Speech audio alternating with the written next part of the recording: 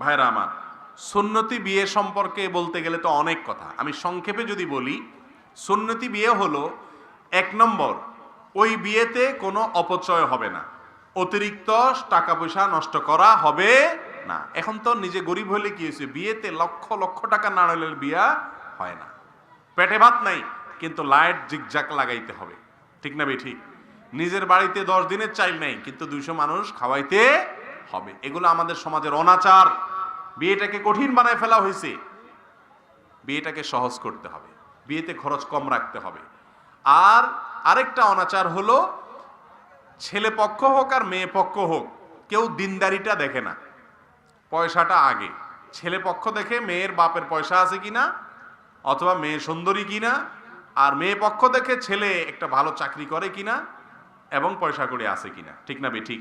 অথচ আমাদেরকে নবী সাল্লাল্লাহু আলাইহি ওয়াসাল্লাম শিক্ষা দিয়েছেন, ফাজফার বিজাতিদ দ্বীন, তুমি দিনদার মানুষ দেখে বিয়ে করবে। ছেলে হোক, মেয়ে হোক, পাত্র হোক, পাত্রী হোক, দেখবে তার ভিতরে আল্লাহর ভয় আছে কিনা, দিনদারি আছে কিনা, ভালো মানুষ কিনা, তাহলে তাকে বিয়ে করবে। আমরা আজকাল মানুষ বিয়ে করি না, আমাদের পয়সা বিয়ে, সবার সাথে বিয়ে হয়, পয়সার সাথে বিয়ে হয়, রূপের সাথে বিয়ে হয়, মানুষের সাথে বিয়ে হয় না। এই জন্য মানুষ খোঁজে না, খোঁজে হলো মানুষের পয়সা। কি খোঁজে? মানুষ না খুঁজে মানুষের পয়সা খোঁজে। আল্লাহ তাআলা আমাদেরকে মানুষ হওয়ার তৌফিক দান করুন।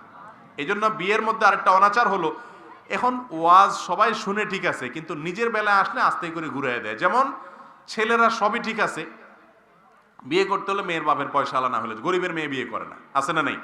অনেক ছেলে আছে নিজে দিনদার, নামাজ পড়ে, রোজা রাখে, কিন্তু গরিবের মেয়ে বিয়ে করে না। একটা কেন আপনি একজন রিকশাওয়ালা মেয়ে বিয়ে করেন, তাকে দিনদার যদি তার ভিতরে থাকে তাকে বিয়ে করেন, কিন্তু না, সেখানে যাবে না। তো এটা হলো বিয়ের ক্ষেত্রে বড় অনাচার। সুন্নতি বিয়ে হলো আপনি উপযুক্ত দিনদার মানুষ দেখে জীবন সঙ্গী হিসেবে গ্রহণ করবেন। আর সুন্নতি বিয়েতে কোনো গান বাজনা থাকবে না। আমাদের দেশে বিয়ে শাদীতে গান বাজনা ছাড়া বিয়ে শাদী তো কল্পনাই করা যায় না, ঠিক না ঠিক? পয়সা করি নাই, তাও আপনার বড় বড় সেট আনায়া গান বাজানো হয়, এগুলো হারাম। বিয়েতে আরো অনেক অনাচার হয়, এই সমস্ত অনাচারগুলো মুক্ত রেখে সাদা মাঠাভাবে বিয়ে করবেন, দিনকে প্রাধান্য দিবেন, দেখবেন দাম্পত্য জীবনের সুখ শান্তি ইনশাআল্লাহ হবে। সুন্নতে বিয়ে নাই, এই জন্য প্রতিদিন ঢাকা শহরে 39টা করে বিবাহ বিচ্ছেদ হয়। লাখ লাখ টাকা করে খরচ করে বিয়ে করে, কিন্তু বিয়ে ভেঙে যায়, টিকে না। আর এই যে মুরব্বী চাচাদেরকে জিজ্ঞাসা করেন, বিয়েতে 10 টাকাও খরচ হয়নি, কিন্তু মাশাআল্লাহ এখনো সম্পর্ক ভেরি স্ট্রং, ট্রু লাভ। এদের ভালোবাসা হলো আসল লাভ, আর আমরা সব 2 নম্বর। এখনকার যুবকরা ভালোবাসার ভান ধরে, বিয়ে উপলক্ষে এটা বানায়, সেটা বানায়, গেট বানায়, লাভ, আরে লাভ চিহ্ন বানাইতে বানাইতে কাহিল হয়ে যায়, মাগার 3 বছরের মাথা বিয়ে ভেঙে যায়। সব 2 নম্বরই, ঠিক না ঠিক? সুন্নত তরিকার বিয়ে আল্লাহ আমাদেরকে করার তৌফিক দান করুন। সরকারি সম্পদ জোর করে ভোগ করলে কি শাস্তি পেতে পারে?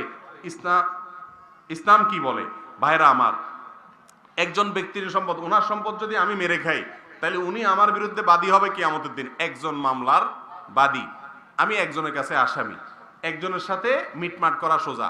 সরকারি সম্পদ যারা লুট করে, সরকারি চাকরি যেগুলা করে, এগুলা যারা দুর্নীতি করে, এদের জান্নাতে যাওয়ার পথ একমাত্র আল্লাহ ভালো জানেন। কোরআন হাদিস পড়ে আমি যা বুঝলাম, এদের জান্নাতে যাওয়া অলমোস্ট অসম্ভবের মতো কঠিন। কেন জানেন? কারণ এখানে 18 কোটি মানুষের অধিকার আছে। সে যদি সরকারি 100টা টাকা আত্মসাৎ করে, ওই টাকার মালিক গোটা দেশের মানুষ।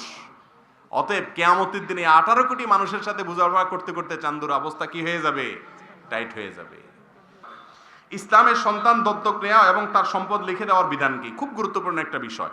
সন্তান দত্তক নেওয়া জায়েজ আছে এই উদ্দেশ্যে যে আমার সন্তান নাই, কিন্তু ওনার একটা সন্তান আছে, উনি গরিব মানুষ, তাহলে ওনার সন্তানটাকে আমি পেলে দিলাম, বা এই সন্তানের বাপ মারা গেছে, আমি সন্তানটাকে পেলে দিলাম, এটা জায়েজ আছে। কিন্তু আমি যদি ওই সন্তানকে দত্তক নিয়া তাকে আমার ছেলে হিসাবে সমাজে পরিচিত করি, তার বাপের নাম ভুলাই দেই, এটা হারাম, এটা 2 নম্বরই। কোনোদিন এক সন্তানকে তার জন্মদাতা বাপের পরিচয়, যারা সন্তান পালে, পালক পুত্র রাখে, এরা সবই 2 নম্বরই করে। ওর বাপের কথা ভুলাই দেয়, ওর মার কথা ভুলাই দেয়, ঠিক না ঠিক? জন্মদাতা বাপ, গর্ভধারণকারিণী মা, এটা আপনি কোটি টাকা দিয়ে কখনোই তাদের এই পরিচয় কিনতে পারবেন। এই জন্য আল্লাহ কোরআনে বলেছেন, উদউহুম লিআবাইহিম, তাদেরকে পালক রাখেন ঠিক আছে, কিন্তু তাদেরকে বলবেন তোমার বাপ অমুক, মা অমুক। অনেকে লুকায় রাখে, বুড়া বয়সে এবার ছেলে বড় হওয়ার পরে ফাঁস হয়ে যায়, এবার তো আর ধরে রাখতে পারে না, ছেলের তো আবেগ, আমার বাপ মা সেখানে। কথা কি বুঝাতে পারছি? এই জন্য দত্তক নেওয়া না জায়েজ আছে, কিন্তু এগুলো জায়েজ নাই।